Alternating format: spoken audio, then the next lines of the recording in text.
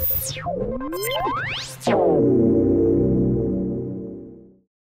Education Institute. I've been there for about 2 years-ish. So I'm pretty new there, but I've been an instructional designer for longer than I care to admit in front of a group this size. The John A. Dudney Education Institute is part of the College of Earth and Mineral Science. We currently have 119 courses. 95 of those are World Campus courses, and we have 24 resident web courses. And of those courses, 12 of them are actually offered through the e-learning cooperative. We have 14 degree and certificate programs encompassing 5,900 students since 1999, which we're very proud of. And we get more and more requests every year. In fact, we get more requests than we can actually work with, which is a good problem to have. And we're always saying we'd rather be busy than bored, and we are very busy, so we are very unbored. With all of those courses, this learning design team has been growing a lot, even since I've been there in the two short years that I've been there. We currently have 5 full-time learning designers and a full-time learning design assistant, a half-time learning design assistant, a multimedia specialist, a videographer, a programmer, a research assistant, and a assistant director who's standing in the back. And she likes to call herself the faculty wrangler. And she has a lot of faculty members to wrangle, believe me. Our motto in Dudden is that we teach faculty to fish, and that is really what this presentation is going to be about. And what I mean by that is a lot of instructional designer work with faculty members, and the instructional designer ends up putting everything in the course management system or the content management system. And what that does is it really limits the amount of work that the instructional designer can do other than content development. So what we do in Dudden is we actually teach faculty members how to do that for themselves. And it works out really, really well. And so this session is going to be partially about that, and specifically about a blueprinting process that we have developed over the last couple of years, which actually kind of came out of a giant email that I was trying to put together, and then that turned into a website, and then eventually we ended up with a blueprint. So it was a little bit of a crazy story, but we ended up with something pretty good. And Neyda and Semih are going to be talking about what it's like to actually use the process that we came up with. And they both had pretty positive experiences, but I'll let them talk to you guys about that here in a few minutes. What we do with faculty members as far as the fishing part, these are the types of things we teach them. We use Drupal as our content management system, and Angel, obviously, as our course management system. And then we also use other centrally supported tools. We talk to our faculty about copyright, about accessibility. We dive into some talking about assessment, video, and instructional design basics along the way. And so what we try to do is to make all of this stuff very approachable to our faculty members, so it's not like we're talking some foreign instructional design language. I don't know if any of you listened to my pitch. But it was this little video, and I was talking very, very fast. And because the definition, when you try to define instructional design or learning design, it's a fairly all-encompassing kind of definition. And so sometimes that can be a little off-putting to faculty members because they're like, okay, but what do you really do? And so what we do when we teach faculty members how to fish is to actually teach them what we do without actually going into all of the jargon and all of the craziness that you end up talking about when you're talking about a specific field. The other thing that we do in Dutton that not a whole lot of other departments at least talk about doing is we practice backwards design. So we start with the assessments and build our objectives, and then we talk about learning activities and assignments and those sorts of things, and then we work on some of that stuff, and then we go back and we revise things if we need to. And so by doing this, we really have a pretty good idea of what the students need to be able to do right off the bat. And that's a very generic kind of explanation of that. I'm sure somebody could probably tease that out a little bit, but that's basically the gist of it. And so, because a lot of times what you do is you start off with the objectives, and then you figure out what learning activities that you want, and then you end up at the end with figuring out how do you want to assess that. We just put the assessment at the beginning. So what is it that your students need to do to prove to you, to understand, and then we build from there. And it seems to work out pretty well for us. It's a really difficult concept for some people to actually absorb and understand why that is maybe a little bit better than the more traditional kind of ADDIE model. You do the analysis, design, development, and then the implementation and evaluation at the end. So there's a bunch of different things, different ways that people approach design. Here's Annie. She's sitting up here in the front. Our faculty development website is another way that we work with faculty members to try to help them to understand the instructional design process. And so what we've done is we've created a website that walks people through the process, and all of the tools and information about the different phases of the design process are provided on our website. So we plan and prepare first, so all of the resources are there, and a lot of the stuff that we're going to be talking about today live on that part of the website. What are the things that people need to be able to develop? And then what tools can faculty members use to teach? And then how do we go about evaluating existing courses and revising courses that are already in existence? And that is something that we're currently working on a process for right now. And then we've got some things that are more like administrative kind of things that if you were setting up a learning design shop, you might want some information about, and that's what that administrator is about. So I'm going to go ahead and go to our website so we can get to our blueprint and talk about what we came here to talk about. There's Annie again. Hi, Annie. Okay. So on the plan and prepare page here,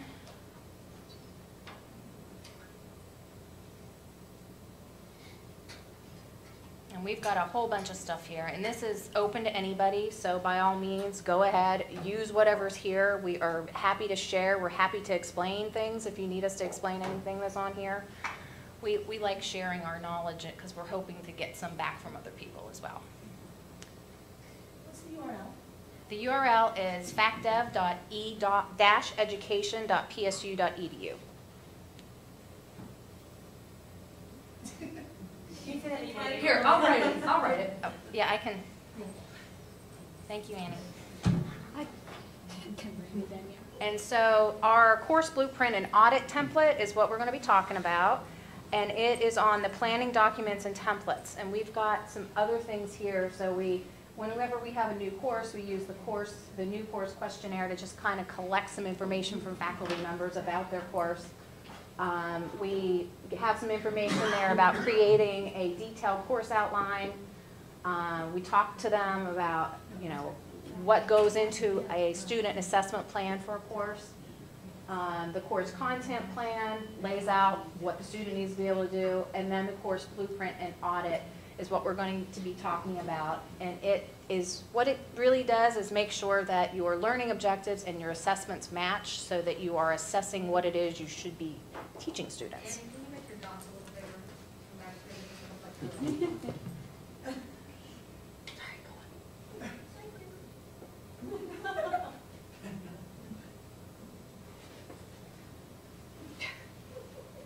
Okay, that's the website. Lots of good information on there that we've collected over the years and updated and added to.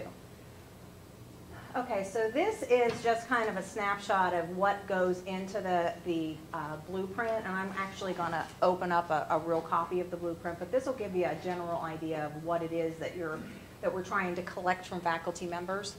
And I'm going to go ahead and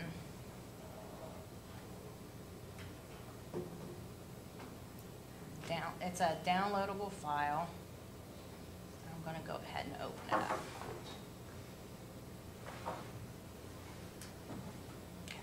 So on our first page, what we try to do is get faculty members to think about their course objectives. So we're not talking about what's in each lesson or anything like that. We just want to ask them, what is it that your students need to take away from this course. And a lot of that stuff is probably in the course proposal that they had to submit to get their course actually offered. So sometimes you can just go back to that. And again, right here immediately we talk about the final assessment. You know, how do you plan on assessing this? And sometimes this, sometimes a faculty member might not know. They might be like, well, you know, I might like to do this or I might like to do that. You know, are there other options? And so that starts a dialogue between the designer and the faculty member. Sometimes they know immediately, well, this course was designed, you know, when we put this course proposal in, this is what we wanted. And so they know right away. So this can be used a couple of different ways. It can be used just to kind of catalog all of that information. It could also be used as a starting point for a conversation for somebody that might want to try a different kind of assessment that they've never done before. And so that's what this is for. We also have the lesson design. And what this is, we get them thinking about how they're breaking down their course. Because a course isn't just a huge lump. A course is generally, you've got something going on each week through the semester, and generally you can break that down by unit, lesson, topics in some manner.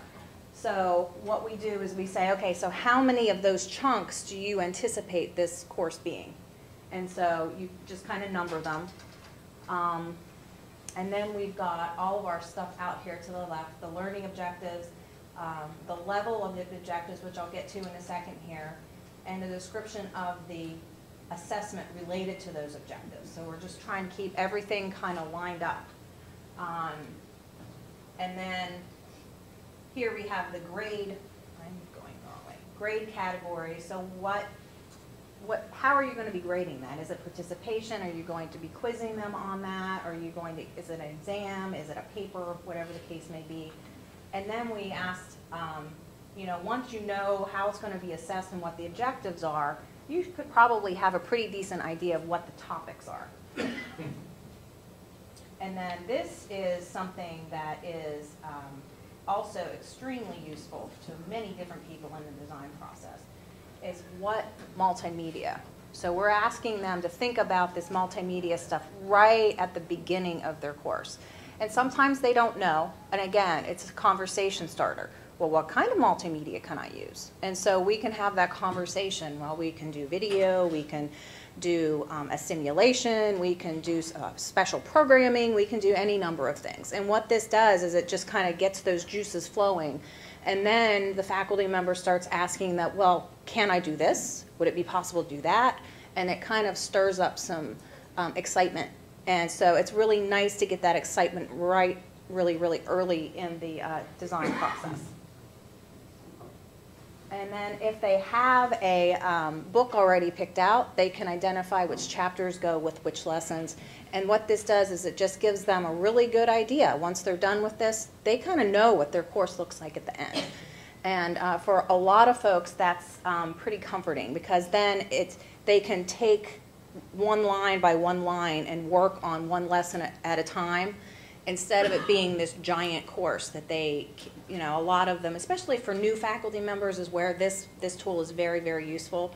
And even faculty members that have been around a long time find value in it as well. It's not just for new faculty members, but it really helps the newer faculty members to kind of, that may have never worked with a learning designer before, to get their brain around what it is, what value the instructional designer brings to the course design project.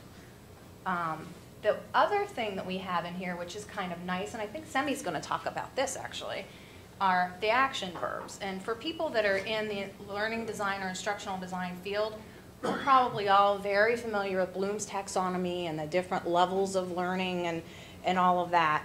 For a lot of faculty members, they're content experts. They probably haven't heard a lot of that. And for them, you know, a lot of the objectives come back as understand, know, you know, pretty generic kind of things. And what this list does for them, especially in this particular, the way that we provided it here, is for them to say, okay, well, I've got some conceptual information, and I want them to be able to analyze something.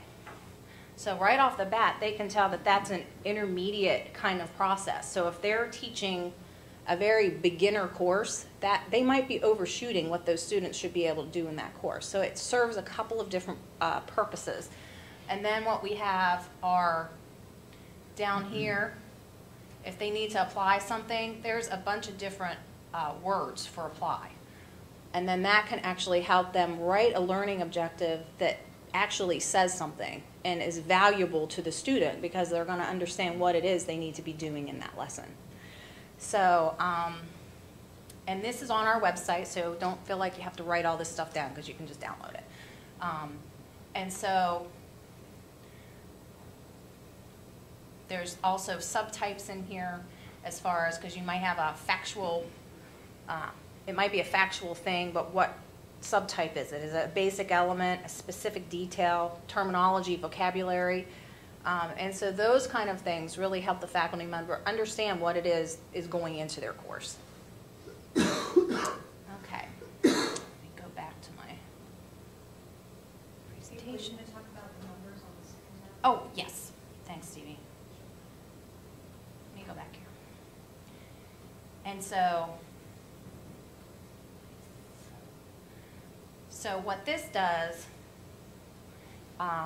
so once you know what level over here from the action verb, you'll be able to see these are your levels here. You remember like which type of thing you're doing here. And then what that does is you come over here onto your lesson outline tab and you can fill it in there. And so what that does is if your course would ever be audited, because that happens, it audited as in making sure that you're teaching what it is you said you were going to be teaching, like a faculty senate audit, not somebody auditing your class and coming into your class. Or accreditation. Or accreditation, kind of, that's what the word I was looking for, not auditing. Thank you, Annie. Good thing Annie and Stevie are here. For accreditation, you need to tell them you need to gather up all this information basically whenever you have accreditation. And so if you do one of these outlines for your course, you're done. And I'm sure that your dean would probably appreciate the ease in which you're like, well, here you go. Versus trying to scramble and look through your course and try to do all of that stuff kind of retroactively. The other way that this form can be used is retroactively. So you can actually, instead of using it as a blueprint, you can use it as an audit. And so you can go through there and say, okay, here are my learning objectives. This is how I'm assessing them. And for a lot of people, they find holes. They're like, I'm not assessing this objective at all. So A, in the revision of your course, do you actually need that objective? And B, should you be assessing it? So one way or the other, it's going to be helping you to actually get that information out of your course. Alrighty, so I'm going to turn it over to Neyda, and she's actually I have a copy of her blueprint, and she's going to talk a little bit about her course, and then we're going to show her blueprint so you can see what one of these things actually looks like. So come on up, Neyda. Right.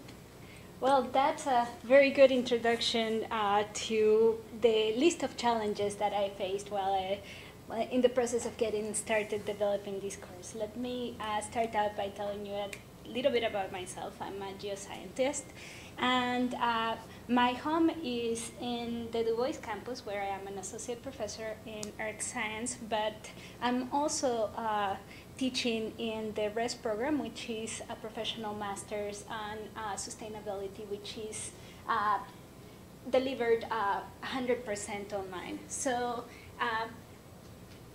I started to work on this course, which is one of the courses in the RES program, and the title of the course is Sustainability Systems.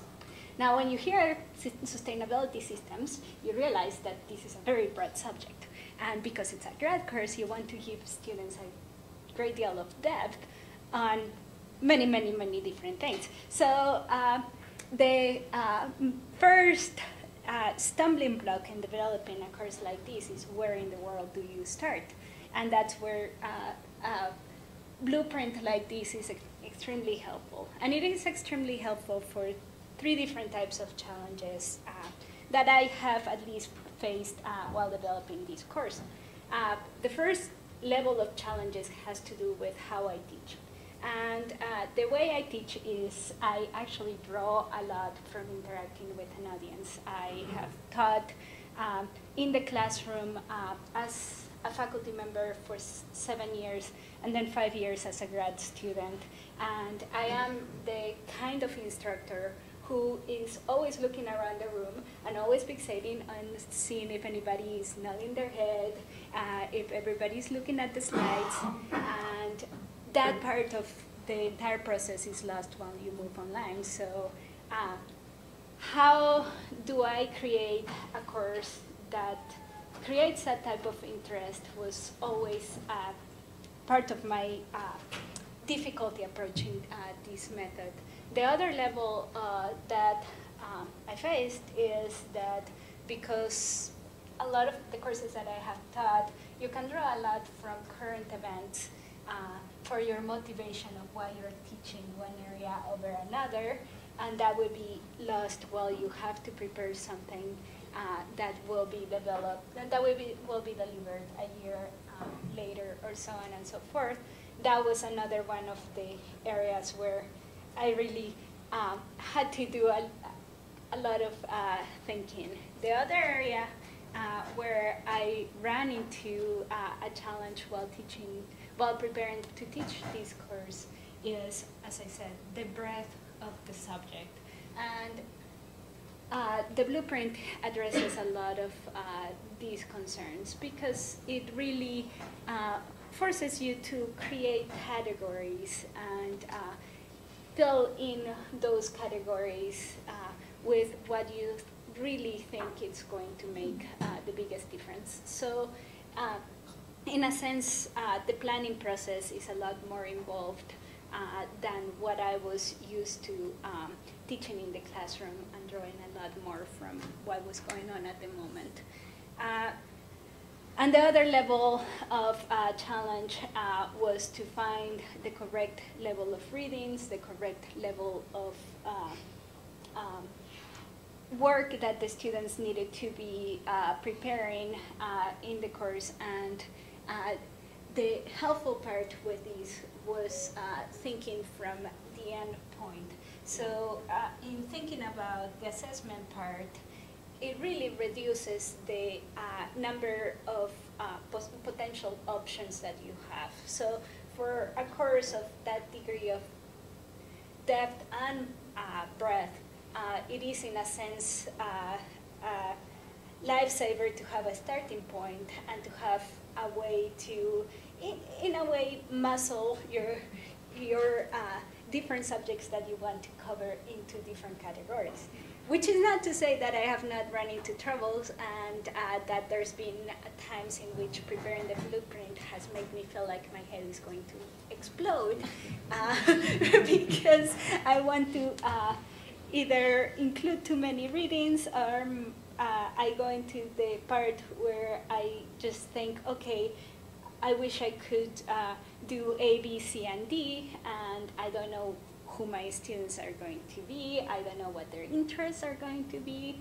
And I'm really excited about moving from the developing part to the part in which I actually interact with people who are taking the course and see how that compares to my experience in the classroom. So I'm gonna stop there and Thank you. Thank you, Neyda. Good afternoon. My name is Semih Eser. I'm a professor of Energy and Environmental Engineering in the Department of Energy and Mineral Engineering in the College of Earth and Mineral Sciences, not in College of Engineering. So it's a long story. I may take the whole day to tell you why. Any engineers in the audience?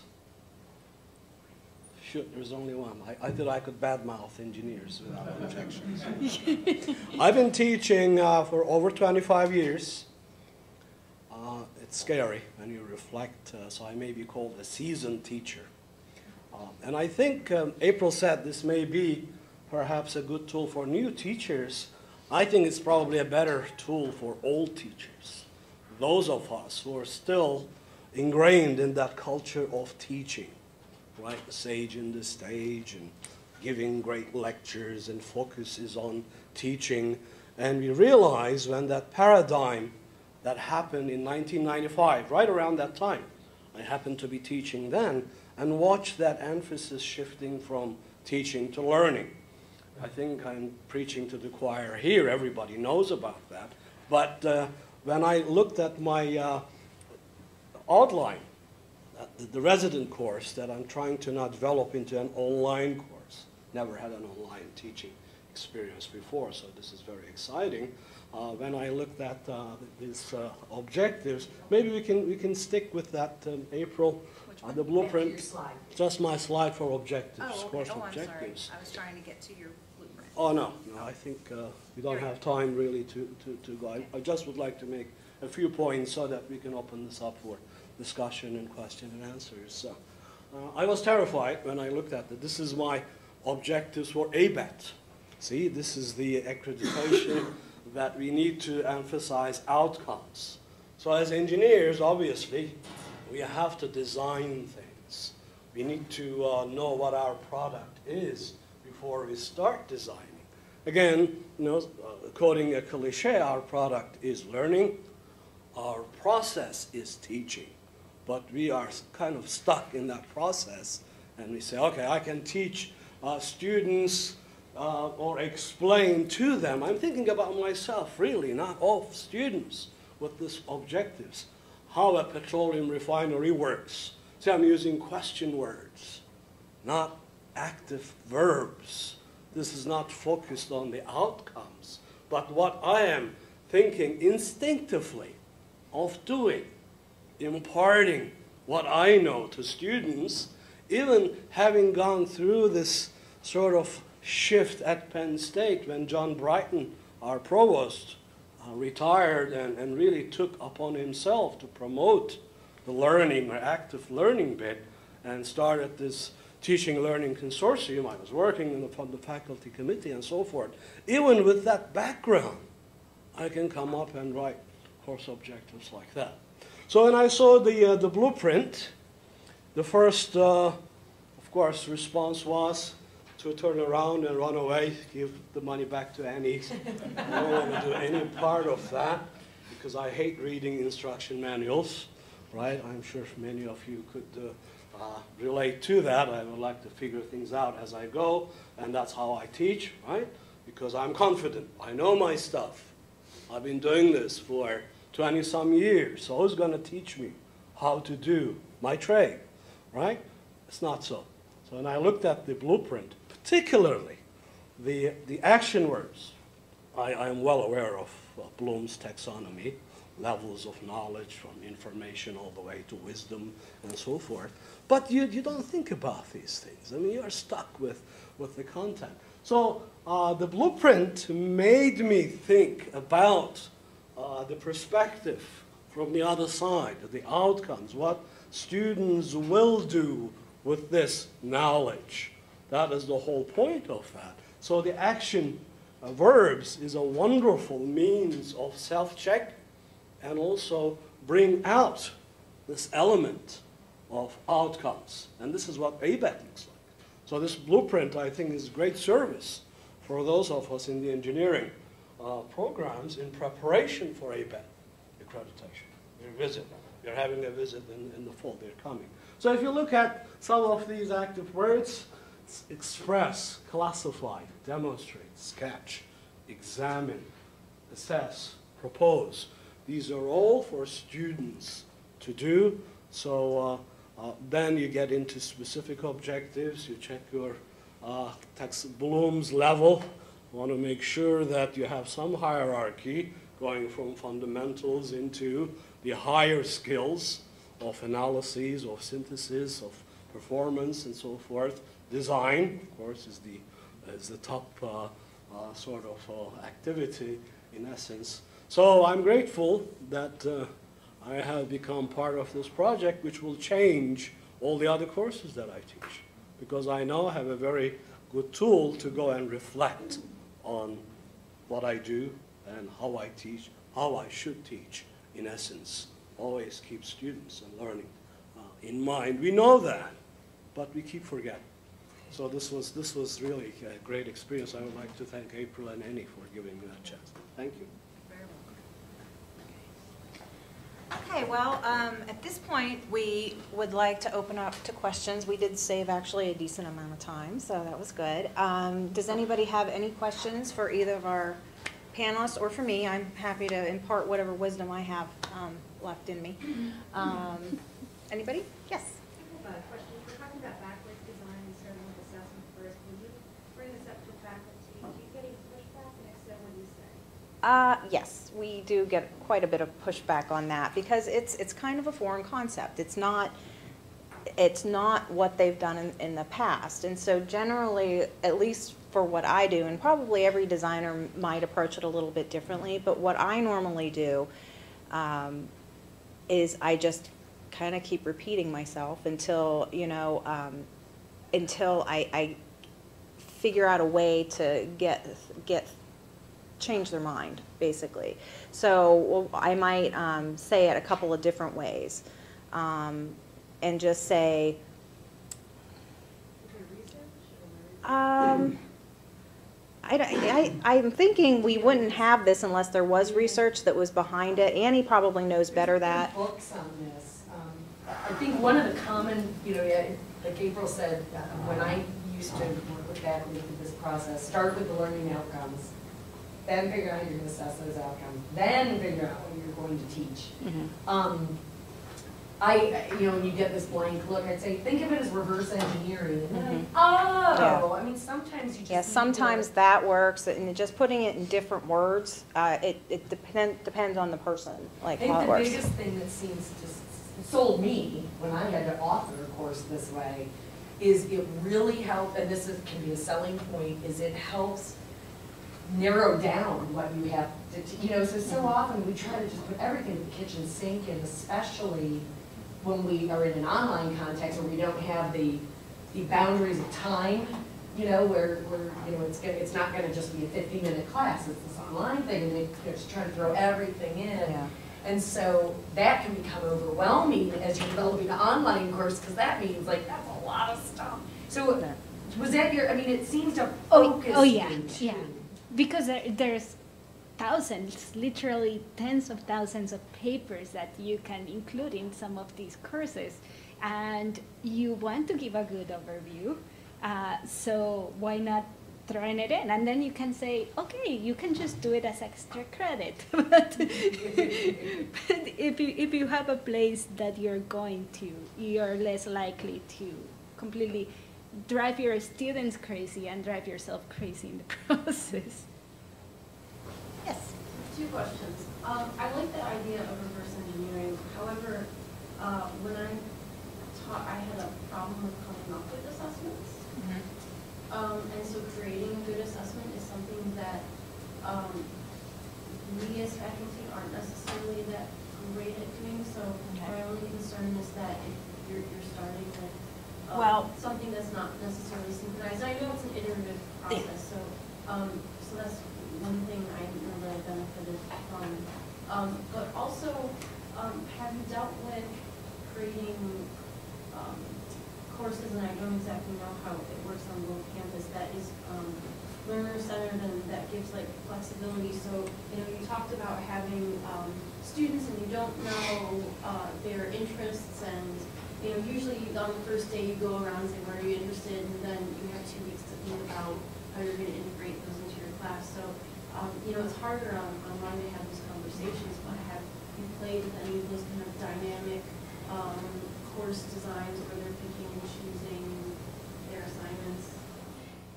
At this point, I think I'm just going to put a few options. I haven't taught the course itself. I'm still in the development stages, but I know exactly what you're saying because that's what I normally do in the classroom. I don't know what your experiences have been. And as far as your first question, at this point, you're not actually developing the assessments immediately. What you're doing is you're basically putting an assessment plan, figuring out what it is you want to assess, At least that's kind of how I approach it, Annie. That's normal, right? Yeah. 'Cause we all do things just a little bit differently, and it just comes through experience. And so you're not actually having to come up with questions or anything like that at that point. And if you are working with a learning designer, that person can help you think of how to assess things. I mean, that's what we're trained to do, is to actually do that. And if you don't have a learning designer to work with, you can contact the Schreier Institute, and they have assessment specialists there that will help you like come up with some ideas on how you might want to do some of those things as well. But an online course can be totally, even using backward design, Yeah. a totally student-centered, may not be part of your objectives. Yeah. And so what ends up when you do something like that, if you would do something student-centered like that, the only thing you may end up having to overdevelop what you normally would to create those choices for them. So I've seen courses that actually all of the content is the same, but the student has the choice on which way to go through the content. So, and there's a lot of different types of design that will allow students to be able to start in the middle and then work out, or however they want to do it. It could be responsive design, so they might answer a couple of questions at the front, and it might take them to what they need to fill the holes to be able to pass the assessment at the end. So there's a bunch of different things, and We even have courses where the students generate the content Mhm. as part of the course. Yeah. So there's a bunch of different things that you can do online. It's just, for online, I would say that online learning, there's a lot more planning that goes into it than a face-to-face class, because you have your students right there. You can look on their faces and see when they gloss over, and you need to switch gears. When you're doing an online class, you don't have that aspect, so you really need to try to think of all of those things ahead of time, and try to, I always call it, think your way all the way to the end. You can't just kind of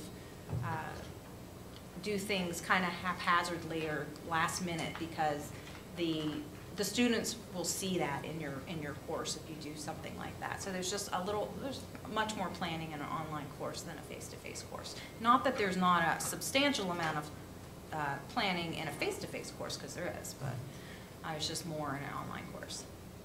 Just one point I would like to make, a very quick one. In the blueprint, that's also a very tedious part that says every objective that you have should be tied to an assessment. And April really polices that very well by neglecting to tie some objectives to assessments.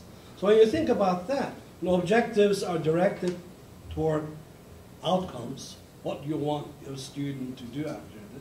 Then you plan your assessment based on that idea. Okay, now I can assess that, maybe a quiz, maybe a homework assignment, maybe an essay, a blog, and so on. So for every lesson, for every objective, you need to come up with an assessment. That forces you.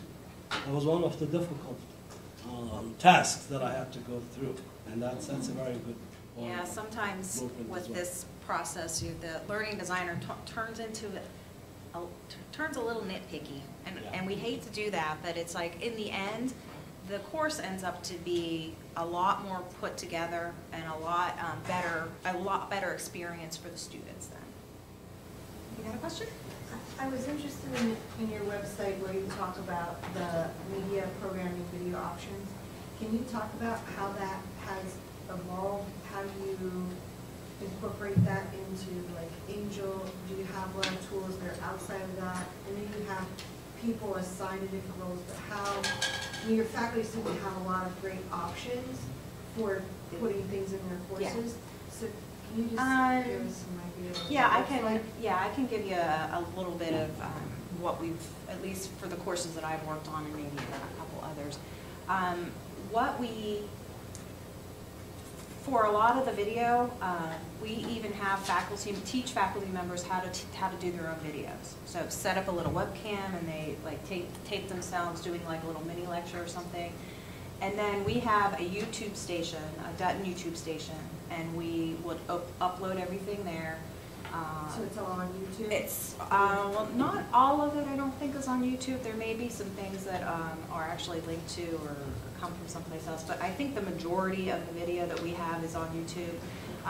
It's not always the case, but the majority. So then we just use the embed code, and generally we put a lot of our video in Drupal, and the YouTube embed code works very well. There's a little tweak that we do that shuts off the videos that show up after it, because sometimes they're inappropriate when they go to try to find helpful videos. But for the most part, that's what we do, and we just kind of have a conversation with the faculty members in there. Once their blueprint is put together, we have a conversation with our media person, our videographer, and the programmer, and we sit in a room with them and we talk to them about what it is the faculty member wants to do. And these guys have both had that meeting with our media group. And then we talk about possibilities. And what's really great about that meeting is that our media folks are really good at what they do, and they make recommendations and say, well, have you thought about this? And so then that gets the faculty members pretty excited about, I didn't even think about it. And so, and all of this happens really, really early in the process. And so, because what ends up happening is people, like for a lot of people, media is an afterthought. They want to get their content all put together, and then they're like, oh yeah, I'd like to do a series of videos.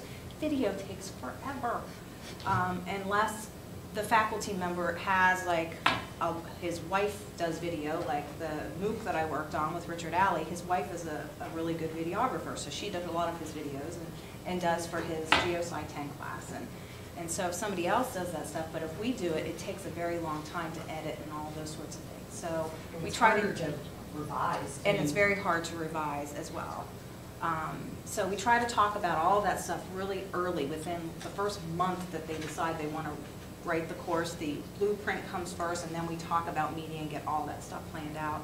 And then it's easier for the faculty members because they've got a blueprint of exactly what they need to do, and then I put together a timeline for them and say, okay, if we want to run this course this date, here are the dates you need to have these lessons in by. And that includes, we need to have all of your media storyboards by this date and give them dates that they can work towards. And so we do most of that stuff in Drupal for the most part, using YouTube, I think. The website that you built for your faculty, is that? That's Drupal. That's Drupal? Yeah, that's Drupal 7. And it's just a template that was picked for it. So. Could you just talk briefly about the design on the action verbs for objectives tab? I'd like to understand a little bit more about the box where you have knowledge types versus cognitive processes.